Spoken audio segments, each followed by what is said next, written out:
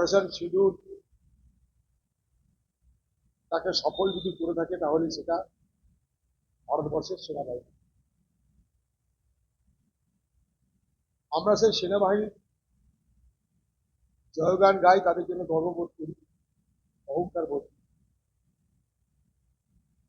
তার জন্যই কংগ্রেস দল প্রথম দিন থেকে রাহুল গান্ধীর নেতৃত্বে বারবার করে যেটা বলার চেষ্টা করবে যে পার্লামেন্টে বিশেষ অধিবেশন ডেকে অপারেশন সিঁদুর, ভারতবর্ষের সফলতা, আজকের পরিস্থিতি সব মিলিয়ে বিস্তারিত আলোচনা হবে।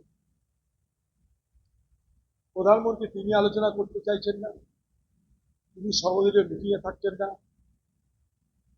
ভারতবর্ষের বিদেশমন্ত্রী এক কথা বলছে, ভারতবর্ষের chief of defence staff Chauhan সাহেব সে সিঙ্গাপুরে গিয়ে আরেক কথা বলছে। ফলে আমাদের কাছে অনেক প্রশ্ন তৈরি হয়েছে, আমার কাছে না, সারা দেশবাসীর কাছে। যেমন বিদেশমন্ত্রী বললেন যে আমরা পাকিস্তানের উপরে হামলা করবার সময় তাদেরকে জানিয়ে হামলা করি। রাহুল গান্ধী তার প্রতিবাদ করে বলেছেন আগে জানালেন কেন? আগে জানানোর কারণে কি আমাদের কোনো ক্ষতি হয়েছে? আমাদের কোনো বিমান তাদের লক্ষ্যবস্তুর মধ্যে এসে আমাদের ক্ষয়ক্ষতি বেড়েছে? রাহুল গান্ধীকে নানাভাবে অপমান করবার, ছোট করবার চেষ্টা করা হলো। পাকিস্তানের জেনারেলের সঙ্গে রাহুল গান্ধীর ছবিকে এক করে দিয়ে রাহুল গান্ধীকে পাকিস্তানে বানানো। কিন্তু ভারতবর্ষের সেনাবাহিনী যিনি প্রধান, চিফ অফ ডিফেন্স স্টাফ, তিনটে বাহিনীর মধ্যে নৌবাহিনী, স্থলবাহিনী, বিমান বাহিনী সব মিলিয়ে যিনি প্রধান সিডিএ, তিনি সিঙ্গাপুরে গিয়ে বলছেন যে হ্যাঁ আমাদের বিমান ক্ষতি হয়েছে, তারপরে আমরা পাল্টা পাকিস্তানকে জব্দ করেছি। ভালো কথা, আমরা তো জানতে চাই। কিন্তু সফলতাতে শুধুমাত্র প্রধানমন্ত্রী ভাগ নেবে কেন? সফলতা দেশের সফলতা। এর আগেও যুদ্ধ হয়েছে ভারতবর্ষের সঙ্গে শত্রু দেশের। সফলতা হোক, বিফলতা হোক, ভালো হোক, মন্দ হোক, ত্রুটি হোক, বিচ্যুতি হোক, সব মিলে কিন্তু পার্লামেন্টের মধ্যে ঘন্টার পর ঘন্টা আলোচনা হয়েছে। আর সেই আলোচনাটা হাওয়া হয়ে যাবে, যা কিছু হচ্ছে বাইরে বাইরে। এই যে কাউন্সিলকে ডাকা হচ্ছে, কাউন্সিল অফ মিনিস্টার মানে কি? সেখানটা ক্যাবিনেট মন্ত্রী থাকবে, সেখানে রাজ্যমন্ত্রী থাকবে, অর্থাৎ সব সরকারি মন্ত্রীদের সঙ্গে মোদীজির আলোচনা। আপনি তো সেখানে বিরোধী দলকে ডাকতে পারতেন, আপনি বিরোধীদের সঙ্গে কথা বলতে পারতেন, তা কিন্তু করলেন না। তো আপনার দলের মন্ত্রিসভাতে আপনি তো অপারেশন সিঁদুর এবং তার সাফল্যের জন্য আপনি তো বক্তৃতা দেবেন, নিজেদের কথা বলবেন, পার্টির কথা বলবেন, সরকারের কথা বলবেন, কিন্তু একতরফা হয়ে গেল। সেখানে বিরোধীদের অবস্থান কোথায়? সেখানে বিরোধীদের মর্যাদা কোথায়? প্রশ্ন আমাদের এই জায়গাটায়। কারণ বিরোধী যারা, আমরা তো সমর্থন করি পাকিস্তানের বিরুদ্ধে এই হামলাকে, তো আমরা মনে প্রাণে সমর্থন করেছি, কোনো শর্ত তো করিনি আমরা। তাহলে আমাদেরকে রাখা হচ্ছে না কেন কিছু? তাহলে আপনার সরকারের মন্ত্রীরাই শুনবে আপনাদের কাহিনী, আমরা কেউ শুনবো না? দেশবাসী শুনবে না?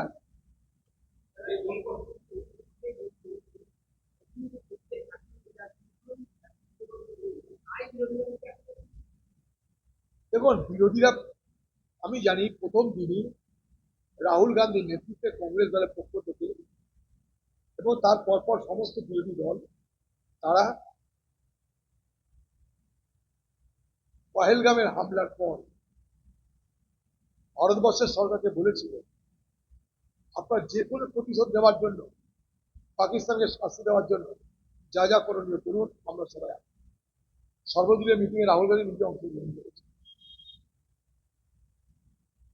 আমরা এই নিয়ে কখনো চুপ পার করিনি, আমরা ওরা করিনি। এই নিয়ে গোটা ইন্ডিয়া জোটের পক্ষ থেকে বলা হয়েছিল বিশেষ অধিবেশন ডাকার, তখন তৃণমূল আমাদের সেই দাবিকে সমর্থন করেন, যদিও এখন তারা সমর্থন করে।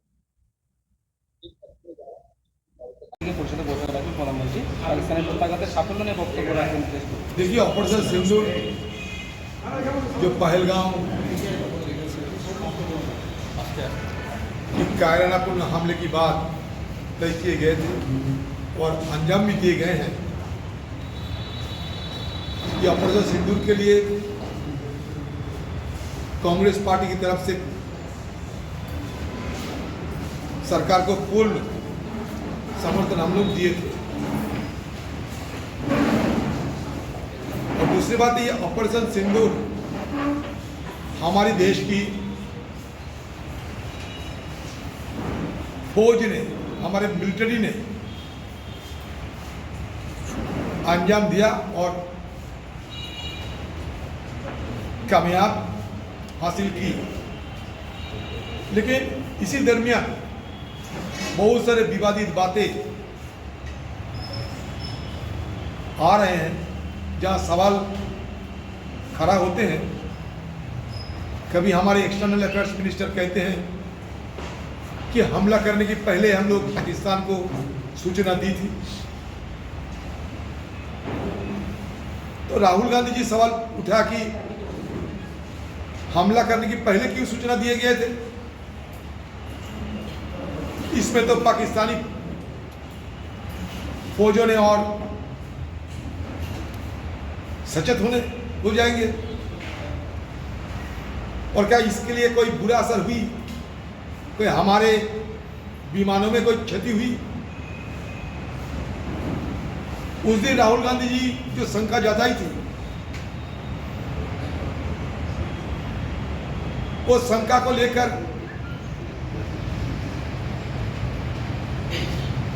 ठीकरा फोड़ने की कोई कमी नहीं की,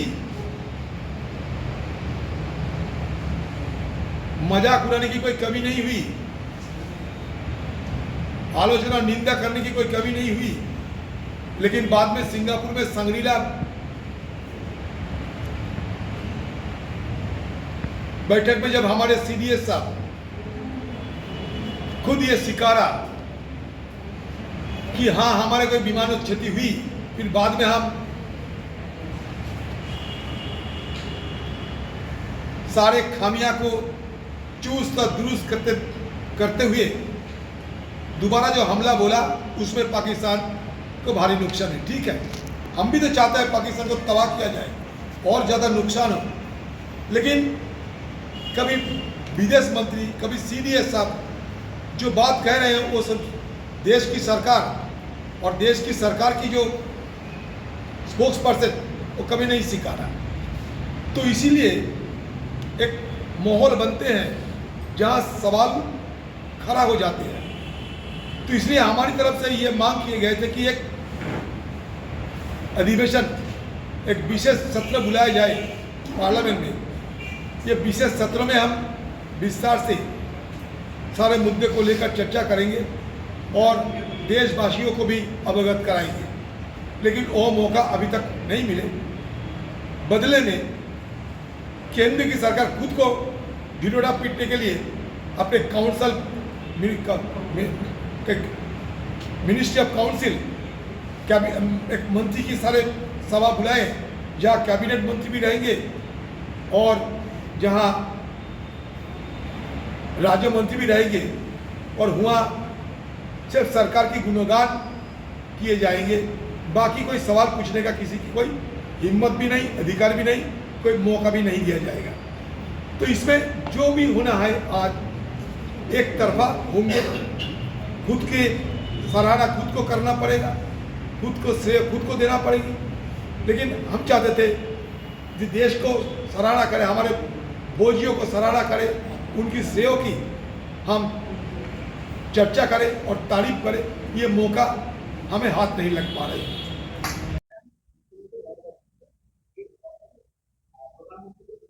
ভালো দেখা করুন। আমি তো দিদিকে দিল্লিতে অবস্থান করুন, অনশন করুন, প্রতিবাদ করুন। আমরা তো চাই আপনি লড়ুন বাংলার জন্য।